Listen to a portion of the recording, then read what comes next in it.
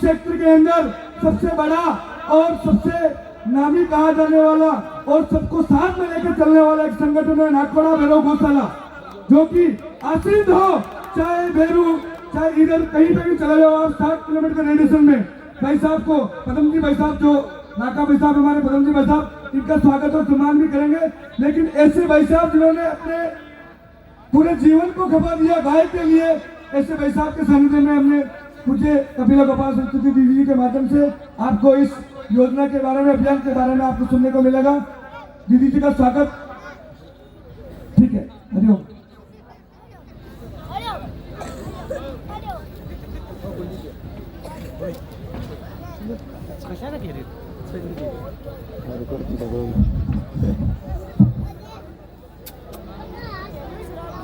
राम श्री राम, जय राम, जय जय राम।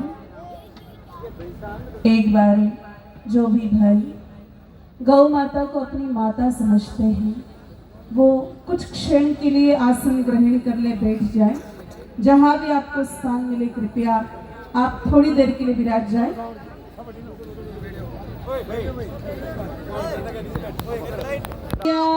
की कृष्ण कन्हैया लाल की। थोड़ी आवाज बढ़ा दीजिए। उपस्थित संत वृंदों को प्रणाम। विराजमान परम गौभक्त हमारे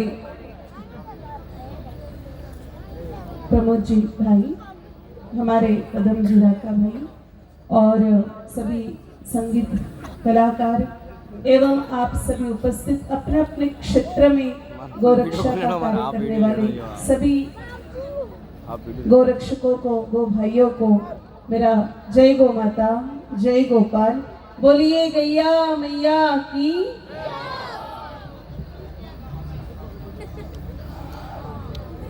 आज शिव भोले बाबा के इस दिव्य प्राण प्रतिष्ठा के अवसर पर हम सभी उपस्थित हुए हैं। माताओं, बात नहीं करनी है, किसी भी प्रकार की चर्चा नहीं करनी है आप लोगों को, क्योंकि बहुत गंभीर विषय पर हम बात कर रहे हैं अभी। तो शिव भोले बाबा की प्राण प्रतिष्ठा के दिव्य अवसर पर हम सभी यहाँ पर उपस्थित हैं और बहुत सुंदर ये अवसर है जहाँ चारों तरफ मुझे गोमय वातावरण नजर आ रहा है।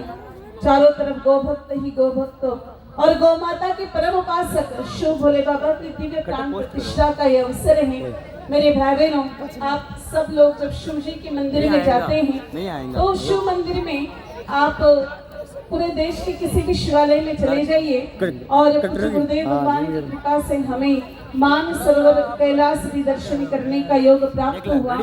हमने पूरे देश भर के शिव मंदिरों में दर्शन किए और एक बात हमने देखी कि शिव मंदिर में माता पार्वती कार्तिकेय जी होना हो, लेकिन नंदी बाबा अवश्य विराजमान होते हैं। आप बिना नंदी के कोई भी शिवालय की कल्पना ही नहीं कर सकते हैं। जब तक नंदी नहीं आएंगे तब तक शिव जी भी कभी नहीं आएंगे। तो उन्हीं नंदी की संवर्धन के लिए, उन्हीं नंदी की रक्षा के लिए हम सब लोग यहाँ उपस्थित हैं। मुझे बड़ा आनंद हुआ कि इतने शिव भक्त यहाँ पर रहते हैं और निश्चित रूप से आप सबके हृदय में नंदी बाबा के लिए बड़ा प्रेम होगा, इसलिए आप सब लोग आए हैं। मेरे भाई बहनों, जिस व्यक्ति के हृदय में नंदी के लिए प्रेम नहीं है, नंदी जिसको मतलब आवारा पशु नजर आता है, और वो व्यक्ति अगर शिव जी की उपासना और आराधना करता है तो वो एक नंबर का फर्जी व्यक्ति है। हमने काफी ऐसे भी लोग देखे हैं जो सोचते हैं कि खेता में तो नंदी बढ़ गयो, अब बढ़ गया तो भाई वो तो थोड़ा बहुत घास तो जिमेगा ही जिमेगा। तो उन नंदियों को मारने वाले लोग बहुत ज्यादा होते हैं और वही लोग फिर शिव जी के मंदिर में जाकर के उस पत्थर के नंदी के कान में जाकर के पुसुर करके आ जाते हैं। आप उस नंदी के कान में दुनिया भर की मांग कर लो, कुछ भी बोल दो, मेरे भाई बहनों, शिव जी राजी होने वाले नहीं है। लेकिन आप दिन में एक बार किसी नंदी को प्रेम से चारा जिमा दो, शिव भोले बाबा इतने प्रसन्न हो जाएंगे, इतने प्रसन्न हो जाएंगे, आपका कैलाश में रिजर्वेशन करवा देंगे। और उन्हीं शिव भोले बाबा की इस दिव्य अवसर पर शिव जी के ही आदेश से मेरे भाई बहनों, अभी हमारा शेड्यूल बहुत ज़्यादा ही व्यस्त है, लेकिन बार बार पदम भैया का आमंत्रण आ रहा था और घनश्याम भैया और पदम भैया विगत 2 महीने से रेगुलर प्रतिदिन कांटेक्ट कर रहे थे कि इस कार्यक्रम में उपस्थित होना है। और निश्चित रूप से यहाँ आने के बाद मुझे आप सब में गौ माता के भक्तों के दर्शन हुए हैं।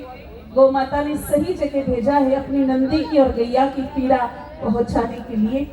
मेरे भाई बहन, हम जिस क्षेत्र में बैठे हैं, अभी मैं गौशाला में थी, नाकोड़ा गौशाला में, वहाँ बहुत सुंदर मुझे गौ माता का वो गौशाला के दर्शन हुए। गौशाला में बहुत सुंदर सुंदर गार्डन भी बना हुआ है, गौ माता के लिए उपचार केंद्र भी है, बहुत सुंदर। और आधी आधी रात को भी गौरक्षा यहाँ होती है। ये सारी बातें मैंने देखी और गौ माता के लिए इतने सुंदर भाव, यहाँ के जो शासकीय अधिकारी है वो भी गौ माता की सेवा में संलग्न है। आपने पद्म भैया ने हमें जानकारी दी। लेकिन अब जो बात मैं आप लोगों को कहने जा रही हूँ वो बात आप गंभीरता से सुनिए।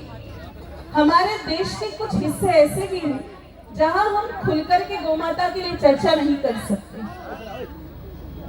खुल करके भी गौ माता की चर्चा नहीं कर सकते। यहाँ कितने गोरक्षक भाई उपस्थित है, जरा हाथ ऊपर करिए। बहुत सुंदर बात है। तो हम खुल के उन प्रांतों में गौ माता की रक्षा भी नहीं कर सकते हैं। जैसे मैं सरेआम यहाँ गौ माता की बात कह रही हूँ, उन प्रांतों में हम गौ माता की बात भी नहीं कह सकते हैं। मेरे भाई बहनों, हमारे देश के सर्वोच्च पद पर विराजमान शंकराचार्य भगवान को भी नागालैंड में एंट्री नहीं मिली। क्यों नहीं मिली? क्योंकि वो गौ माता की बात कहते हैं। आप अगर बंगाल जाते हो तो बंगाल में सरेआम गैया कटती है और उन गौ माताओं को कटते हुए हम केवल देख सकते हैं। विकलांग बनकर के हम कुछ भी नहीं कर सकते, क्योंकि वहाँ गौरक्षा को लेकर के कोई कानून नहीं है, वहाँ गौ माताओं को लेकर के कोई कानून नहीं है। केरल की भी यही स्थितियां है, पूर्वांचल की भी यही स्थितियां हैं। तो आप में से कितने भाई बहनों ने जीवन में अब तक पूरे देश की गौ माताओं की सेवा, सुरक्षा और रक्षा के लिए चिंतन किया है? जरा हाथ ऊपर करिए। अब जिन्होंने जिंदगी में एक बार पूरे देश की गौ माताओं के लिए सोचा हो कि मेरे देश में जो गौ हत्या हो रही है वो बंद होनी चाहिए, तो वो वास्तव में गौ भक्त है। और जिन्होंने केवल और केवल मात्र विजयनगर, गुलाबपुरा या खारिया की गौ माताओं का चिंतन किया कि नहीं नहीं, हमारी यही की गौ माताएं खुश रहे, बाकी की भाड़ में जाए, हमको क्या मतलब है, हमारे कहीं लेना देना। और ऐसी स्थिति में मेरे भाई बहन, हम गौ भक्त नहीं, हम गांव भक्त हैं, क्योंकि हम केवल मात्र विजयनगर से प्रेम करते, गुलाबपुरा से प्रेम करते हैं, इसलिए यहाँ की गैया से प्रेम करते हैं। अगर हम वास्तव में गौ भक्त है, गौ माता के लिए क्या कहा है, गावः विश्वस्य मातरः, तो हमें पूरे विश्व की, चाहे वो गौ माता अफगानिस्तान में क्यों ना हो, वो गौ माता पाकिस्तान में क्यों ना हो, उस गौ माता की सेवा, सुरक्षा और सम्मान का चिंतन होना चाहिए। अब आप सब लोग कहेंगे कि साध्वी जी, हम गुलाबपुरा में रहते, विजयनगर में रहते, इसलिए यहाँ की गैया को बहुत आसानी से हम चारा भी खिला पाते हैं, रक्षा भी कर पाते हैं आधी रात को। लेकिन जो गैया केरल में है, जो गैया बंगाल में है, जो गैया नागालैंड में, मिजोरम में है, उन गायों के लिए हम क्या कर सकते हैं? क्योंकि हम तो यहाँ बैठे हैं, हमारे हाथ बंधे हैं, वहाँ की सरकार भी हमें इस प्रकार से सपोर्ट नहीं करती है। तो मेरे भाई बहनों, बात सत्य है, हम यहाँ अपने यहाँ की गैया को चारा तो खिलाए, लेकिन विचार तो कर सकते हैं कि मेरे देश की सभी गौ माताएं सुखी हो जाए। बोले, ये विचार कर सकते हैं कि नहीं कर सकते? इसमें कोई पैसे लग रहे हैं, हमारी बहुत ज्यादा मेहनत लग रही है, कोई ऊर्जा लग रही है, केवल हम लोगों को चिंतन ही तो करना है। और मेरे देश की सभी गौ माताएं, सेवा उनको कैसे प्राप्त हो, उनको सुरक्षा कैसे प्राप्त हो और सम्मान कैसे प्राप्त हो, वेद लक्षणा गौ माताओं को, भारतीय नस्ल की गौ माताओं को, उसके लिए देश के साधु संतों ने मिलकर के एक योजना बनाई है और उसी योजना को लेकर के मैं आपकी सेवा में उपस्थित हुई हूँ। वैसे तो हम गौ माता की कथा कहते हैं, लेकिन अब सारी कथाएं छोड़ करके बस भगवती ने इस अभियान में लगने का आदेश दिया है। हम जो भी बातें आपसे कहेंगे, वो बातें कहने से पहले मेरे 2 निवेदन हैं आप सबसे। पहला निवेदन तो ये है कि आप सभी भाई और बहनें, आपके पास जो मोबाइल फोन है उसको थोड़ी देर के लिए स्विच ऑफ मोड पर डाल दीजिए प्लीज। आप सबसे मेरा आग्रह है, ना साइलेंट मोड, ना फ्लाइट मोड, ना ही वाइब्रेशन मोड। थोड़ी देर के लिए उसको स्विच ऑफ कर दीजिए। कोई भी आवश्यक फोन आए आप उसको अभी मत उठाइएगा। दूसरा, जो भी हम चर्चा कर रहे हैं, ये चर्चा सुनते वक्त आपको आपके दिमाग से ये निकाल देना है कि आप किस पार्टी से हैं, किस दल से हैं, किस पंथ से हैं, किस संप्रदाय से हैं, किस दल से हैं, किस दलदल से हैं। ये सारी बातें निकालकर निष्पक्ष रूप से हमें केवल गौ भक्त बनकर के इस बात को, एक भारतीय बनकर के इस बात को श्रवण करना है। जो छोटे छोटे बच्चे आगे बैठे हुए हैं, आप सबसे एक बात कहना चाहूंगी, आप बिल्कुल भी बात नहीं करेंगे और पालथी मारकर के व्यवस्थित बैठेंगे। यहाँ साउंड के आसपास जो भी भैया लोग बैठे हैं, बिना आवाज के आप सब लोग बैठेंगे। हम जो बात आपको बता रहे हैं, पूज्य महाराज जी यहाँ उपस्थित है, आप जयपुर की सभा में भी उपस्थित थे, वो हमारे मन की बात नहीं है। वृंदावन के संतों ने कुछ सालों तक बैठ करके चिंतन किया कि आज हमारे देश में गौ माता की जो स्थिति हो रही है, आप सबको पता है, इसी रोड से कितनी बार तो ट्रकें पकड़ी जाती हैं, रोज रात को ट्रकें निकलती है और हमारे भाई कभी अजमेर साइड में, कभी आगे जाकर के इन ट्रकों को पकड़ते हैं। यहाँ के मेले जहाँ किसानों के नाम पर नंदियों को काटने के लिए भेजा जाता है, मैं पूरे क्षेत्र की बात कर रही हूँ। यहाँ जो गाय माता इस सड़कों पर सुनी घूम रही है, हमारे पूरे प्रांत में जो गौ माता कचरा खा रही है, इन स्थितियों को, पूरे देश में जो स्थितियां हैं, संतों ने देखा और उनके मन में बड़ी पीड़ा जागृत की और उन्होंने विचार किया कि इस पीड़ा को रोकने के लिए, इस दर्द को मिटाने के लिए हमें कुछ करना चाहिए। और उन संतों ने कुछ विचार किया और वही विचार उन संतों ने आदेशित किया कि आप जा जा करके जन जन तक पहुंचाइए, और वही विचार लेकर के हम आपकी सेवा में आए हैं। मेरे भाई बहनों, हमारी चर्चा हम कर रहे हैं कि हम पूरे देश की गौ माताओं को किस प्रकार से सेवा, सुरक्षा और सम्मान दे सकते हैं। अभी वर्तमान में हम राजस्थान की गैयाओं के लिए बहुत कुछ कर सकते हैं, लेकिन अन्य प्रांतों की गौ माताओं के लिए कुछ भी नहीं कर सकते। परंतु एक बात जरूर है, हम सब लोग ये चाहे, पूरे देश के लोग, कि पूरे देश की गौ माताओं को सेवा मिलनी चाहिए, तो ये हो सकता है। हम सरकार के सामने हमारी बात रखें तो। अब आप कहो कि सरकार के सामने बात रखने से क्या होगा? मेरे भाई बहनों, कोई भी बात जब प्रखरता से रखी जाती है तो उसका परिणाम निकलता है। आप सब लोगों को एक बात ध्यान होगी, कुछ दिनों पहले, 1-1.5 महीना पहले दिल्ली में बहुत बड़ा माताओं ने तांडव मचाया था। सुप्रीम कोर्ट को भी अपना फैसला पीछे लेना पड़ा। मात्र 1000-2000 माताएं थी, कुत्तों को लेकर के उन माताओं ने ऐसी मुहिम छेड़ दी कि सुप्रीम कोर्ट को भी अपना फैसला पीछे लेना पड़ा। मेरे भाई बहनों, किसान इकट्ठा हुए थे दिल्ली में, तो किसानों ने जो अपनी वहां पर निरंतरता रखी। अब हम इसमें नहीं जा रहे कि वो सही थे, कौन गलत था, हम उस पर चिंतन नहीं कर रहे। हमें क्या करना है उस पर हम चिंतन कर रहे। पॉलिटिक्स में बिल्कुल मत जाइएगा। तो किसान लोग निरंतर रूप से बैठे रहे थे, इसलिए सरकार को भी उनके सामने झुकना पड़ा था। तो मेरे भाई बहनों, दिल्ली की 100-200 माताएं, 500-1000 माताएं मिलकर के सुप्रीम कोर्ट के फैसले को बदलवा सकती है। जब जातिगत आरक्षण हमें चाहिए होता है, आप लोगों ने आज तक बहुत सारे जातिगत आरक्षण देखे, चाहे वो जाटों का आरक्षण हो, गुर्जरों का आरक्षण हो, चाहे वो महाराष्ट्र में मराठाओं का आरक्षण हो, चाहे साउथ का आरक्षण हो। कितने लोग होते हैं? 1,00,000-2 लाख, इससे ज्यादा तो लोग नहीं होते हैं। फिर भी सरकार को झुकना पड़ता है, कलम चलानी पड़ती है, संविधान में बदलाव करने पड़ते हैं। तो देश के कोने कोने में गौ भक्त रहते हैं, और ये देश के कोने कोने के गौ भक्त अगर एक साथ मिलकर के आवाज उठाते हैं, तो बोलो, क्या हमारे देश में गौ हत्या बंदी का कानून नहीं लग सकता है? बताओ, कितने लोग ये मानते हैं कि हम सब लोग मिलकर के आवाज उठाएंगे तो देश में गौ हत्या बंदी का कानून लगेगा? अगर हम सब लोग मिल जाए तो देश में गौ हत्या बंदी का कानून लग सकता है। लेकिन किस प्रकार से? मेरे भाई बहनों, सरकार के सामने बात रखने के 2 तरीके होते हैं। पहला तरीका है आंदोलन और दूसरा तरीका है प्रार्थना। अगर हम आंदोलन के पद्धति से सरकार के सामने ये बात रखें तो क्या ये तरीका सक्सेस है? हमें नहीं लगता है कि सक्सेस है। क्यों? क्योंकि आंदोलन तभी सफल होता है जब उसमें लोग निरंतर रूप से लगे हुए रहते हैं। जब जातिगत आरक्षण की बात होती है तो आने वाले पीढ़ियों को फायदा होता है, इसलिए लोग तो पटरियां भी उखाड़ देते और पटरियों पर लेट भी जाते हैं और 2-4 बरी भी चढ़ जाते हैं। लेकिन जब गौ माता के लिए बात आएगी तो मेरे भाई बहन, हम लोगों को प्रत्यक्ष तो कोई लाभ दिखता नहीं है, परोक्ष रूप से अप्रत्यक्ष रूप से तो बहुत सारे लाभ है, लेकिन सीधा सीधा किसी को कोई लाभ दिखता नहीं है। इसलिए हमें नहीं लगता जैसे किसान लोग 1.5-2 साल तक दिल्ली में बैठे रहे, वैसे गौ माता के लिए भी 2 साल तक कोई दिल्ली में बैठेगा। बोलो आप में से कितने लोग बैठने को तैयार है? और सोच समझ के हाथ ऊपर करना, नहीं तो पाप लगेगा भयंकर। चलो 2 जनों 3 जनों ने तो हाथ ऊपर कर दिए कि हम दिल्ली में बैठेंगे, आप सबके नाम लिखवा देना। आवश्यकता पड़े तो, आवश्यकता नहीं, आपको बुलाएंगे, सबसे पहले आपको ही बुलाएंगे। तो मेरे भाई बहन देखो, इतनी बड़ी सभा में 5 जनों ने हाथ ऊपर किए कि हम दिल्ली में इतना टाइम दे सकते हैं। तो भाई जब टाइम ही देने को तैयार नहीं तो आंदोलन कैसे सफल होगा?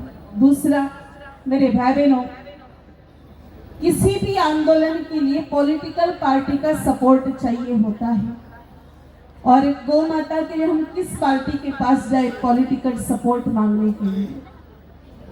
यहाँ हमारे प्रमोद जी भी बैठे हुए हैं, इसलिए थोड़ा सा मैं इस बात को कहना चाहूंगी, हम किसी पॉलिटिक्स की बात तो नहीं कर रहे हैं, लेकिन सबको मौका मिला, लेकिन अभी तक गौ माता को लेकर के केंद्रीय कानून अभी तक हमारे देश में नहीं आया। तो पॉलिटिकल पार्टी जैसे किसान आंदोलन हुआ, आप लोग ये दाएं बगाए जानते हो, तो किसी न पीछे से सपोर्ट किया, इसलिए किसान आंदोलन सफल हुआ। गौ माता के लिए आज इतना गहरा चिंतन कौन कर रहा है कि ये आंदोलन सफल होगा? तो आंदोलन का तरीका तो सही नहीं लग रहा है वर्तमान स्थितियों को देखते हुए, और महापुरुषों ने आदेश दिया है कि युग धर्म के अनुसार हमें स्थितियों में बदलाव करने चाहिए। तो मुख्य सुंदर तरीका है प्रार्थना, और हमारे सनातन धर्म में प्रार्थना से परमात्मा भी प्रकट होते, इस बात पर हम विश्वास रखते हैं। तो हम लोग सरकार के सामने प्रार्थना करेंगे तो निश्चित रूप से हमारी प्रार्थना को स्वीकार किया जाएगा। मेरे भाई बहनों, मैं आप लोगों को उदाहरण बताती हूँ। संत दादू दयाल जी महाराज जयपुर से पैदल चल करके गए थे आगरा, और अकबर के साथ 17 दिनों तक गौ सेवा विषय पर चर्चा की थी, और 18वें दिन अकबर ने गौ हत्या पर प्रतिबंध लगाया था। हुमायूं के समय भी गौ हत्या पर प्रतिबंध लगा। जहांगीर के समय संत नरहरि दास जी ने बात कही, इसलिए जहांगीर ने भी गौ हत्या पर प्रतिबंध लगाया। तो सनातनी संतों के कहने पर मुगल सरकार भी, मुगल शासक भी गौ हत्या पर प्रतिबंध लगा सकते हैं। तो बोलो वर्तमान सरकार क्या गौ हत्या पर प्रतिबंध नहीं लगाएगी? जब सारे साधु संत मिलकर के बात रखेंगे, सारे हम भारतीय मिलकर के बात रखेंगे तो अवश्य लगाएगी।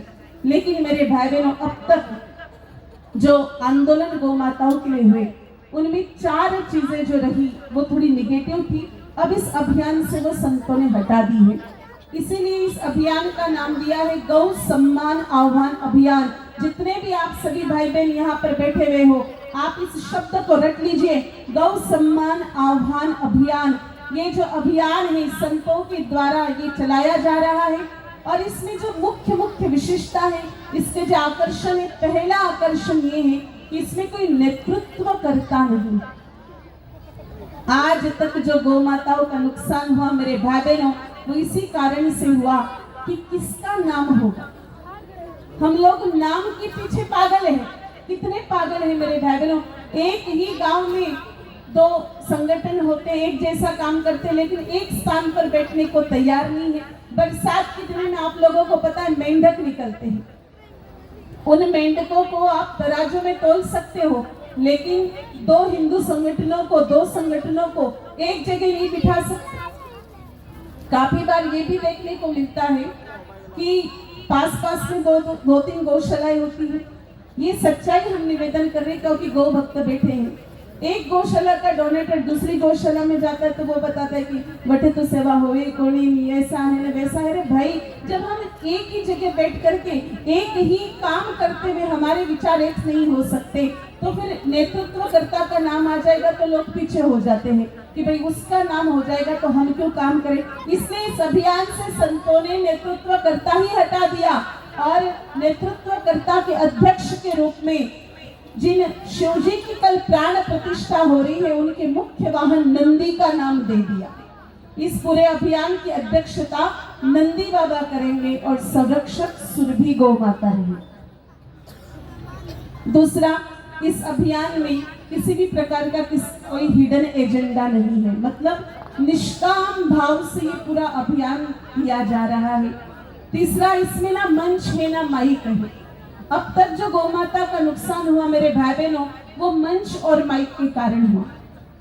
पूर्व समय में दिल्ली में कुछ गौ माता के लिए आंदोलन हुए, हम भी श्रोता के रूप में वहां पर उपस्थित थे। हमने एक चीज देखी कि एक संत उठते हैं और वो माइक पकड़ करके जो तत्कालिक प्रधानमंत्री होते हैं उनको खूब खरी खोटी सुनाते कि ये तो गौ का हत्यारा है, ऐसा है वैसा, इसने गाय की हत्या कराई। फिर वहां उपस्थित जो भी जन समुदाय होता है वो खूब तालियां बजाते हैं। फिर उनके जस्ट बाद दूसरे संत खड़े होते हैं और वो तत्कालिक शासक की प्रशंसा करते हैं। तो वहां जितने भी लोग बैठे होते हैं वो फिर से तालियां बजाते। तो सरकार की तरफ से जो लोग रिकॉर्ड मेंटेन करने के लिए आते हैं वो कहते हैं कि ये लोग तो महामूर्ख हैं, इनको यही नहीं पता चल रहा है जो गाली देने पर ताली बजा रहे वही प्रशंसा करने पर ताली बजा रहे हैं। इसलिए इस पूरे अभियान से मंच, माइक, नेतृत्वकर्ता सब कुछ हटा दिया गया है। मेरे भाई बहनों, अब इस अभियान को किस प्रकार से लिया जाएगा, दिनांक 27 अप्रैल तक हम लोगों को खूब मेहनत करनी है। आपके तहसीलदार कहाँ बैठते हैं?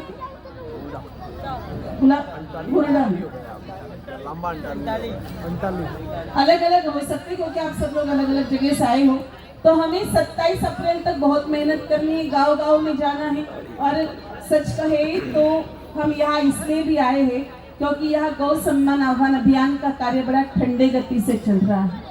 पूरे देश में चाहे बंगाल हो, चाहे कश्मीर हो, चाहे तमिलनाडु हो और चाहे गुजरात हो, कार्य बहुत तेज रफ्तार से चल रहा है। राजस्थान में भी सब जगह चल रहा है, लेकिन अपने ही इस क्षेत्र में इतने शीतलता के साथ कार्य चल रहा है, पता नहीं हम लोग कौन सी कुंभकर्ण की नींद में सो रहे हैं। हमें इस क्षेत्र में अपने अपने अलग अलग तहसीलों में जाकर के सभी गौ भक्तों को इकट्ठा करना है 27 अप्रैल तक। और 27 अप्रैल को गौ सम्मान दिवस के रूप में हम लोग मनाएंगे। 27 अप्रैल को सुबह उठ करके नहा धो करके पूजा पाठ स्नान ध्यान करके हम गौ पूजन करने के बाद एक स्थान तय करेंगे तहसील कार्यालय से 1-2 किलोमीटर की दूरी पर, और वहां से रैली लेकर के हम तहसील कार्यालय जाएंगे। तहसील कार्यालय जाकर के हम प्रधानमंत्री, राष्ट्रपति, मुख्यमंत्री और राज्यपाल के नाम से प्रार्थना पत्र देंगे। प्रत्येक राज्य के लिए मुख्यमंत्री और राज्यपाल के पास अलग अलग प्रार्थना पत्र जाएंगे, जहां जहां जिस राज्य में जो भी शिकायत है। लेकिन प्रधानमंत्री और राष्ट्रपति के पास जो प्रार्थना पत्र जाएगा वो पूरे देश में एक जैसा होगा।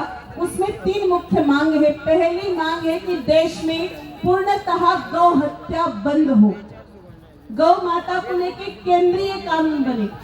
मेरे भाई बहनों, कानून इस प्रकार से है, यूपी का अलग कानून, राजस्थान का कानून अलग, फिर गुजरात का कानून अलग, एमपी का कानून अलग, महाराष्ट्र का कानून अलग। यहाँ से गाड़ियां निकलती तो अगली जगह अलग अलग बातें बोल करके उन गाड़ियों को अगले स्थान पर भेजा जाता है। इसलिए पूर्ण देश में गौ माता को लेकर केंद्रीय कानून बने।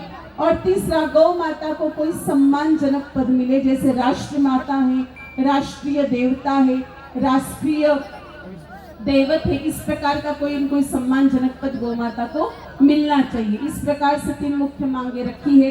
फिर शाम को हम अपने अपने घर पर आकर के अपने अपने मत पंथ संप्रदाय के अनुसार इस कार्य की सिद्धि के लिए प्रार्थना करेंगे। फिर 2.5 महीना हम लोग इंतजार करेंगे। इसलिए इंतजार करेंगे क्योंकि हम लोग गवार नहीं है, हम अनपढ़ लोग नहीं, हमें भी पता है कुछ शासकीय संवैधानिक बदलाव करने होते हैं तो टाइम लगता है। अगर मान लीजिए सरकार की तरफ से कोई पॉजिटिव परिणाम आता है तो अच्छी बात है, नहीं तो फिर से 27 जुलाई 2026 को हम डिस्ट्रिक्ट मैजिस्ट्रेट के पास मतलब कलेक्टर के पास जाकर के प्रार्थना पत्र देकर के आएंगे कि हमने पूर्व में भी तहसीलों में प्रार्थना पत्र दिए थे। 5000 तहसीलों में एक साथ 27 अप्रैल को प्रार्थना पत्र दिए गए थे, कोई परिणाम नहीं निकला। फिर वापस 780 जिला कलेक्टरों के पास 27 जुलाई को हम प्रार्थना पत्र देंगे। मान लीजिए 2.5 महीना इंतजार करने के बाद फिर से कोई परिणाम नहीं आता है तो 27 अक्टूबर 2026 को 36 जो राज्य है हमारे देश में, वहाँ मुख्यमंत्री के पास जाकर के हम प्रार्थना पत्र देंगे कि हमने पूर्व में भी 2 बार प्रार्थना पत्र दिए, कोई परिणाम नहीं निकला, अब की बार आप इस पर संज्ञान जरूर लें। मान लीजिए तब तक 26 जनवरी 2027 आ जाएगा। सरकार की तरफ से कुछ पॉजिटिव रिप्लाई आए तो अच्छी बात है, नहीं तो हम सब लोगों को कमर कसनी है। 27 फरवरी 2027 से लेकर के 15 अगस्त 2027 तक देश के 30 जिलों से 1,000 लोग 7 दिन के लिए दिल्ली में जाकर के धरना प्रदर्शन करेंगे। एक व्यक्ति को मात्र 7 दिन देने हैं, एक जिले के व्यक्ति को। ये संतों के द्वारा बहुत योजनाबद्ध तरीके से तय किया गया है, क्योंकि हमें पता है कि गौ माता के नाम पर कोई समय निकालने वाला नहीं है। लेकिन जिसने सनातन धर्म में जन्म लिया है, जो भारतीय है, वो गौ माता के लिए 7 दिन आराम से दे सकता है पूरे जिंदगी में। तो 7 दिन वहां दिल्ली में बैठना है, 2 काम करने ही। पहला काम गौ माता का संकीर्तन करें और दूसरा काम मेरे भाई बहनों उस व्यक्ति को सरकार को रोज 10 पत्र लिखने हैं। एक व्यक्ति रोजाना 10 पत्र लिखेगा, एक दिन के 3 लाख पत्र, 6 महीने तक लगातार इस प्रकार से पत्र भेजे जाएंगे, तब तक 1.5 साल हो जाएगा।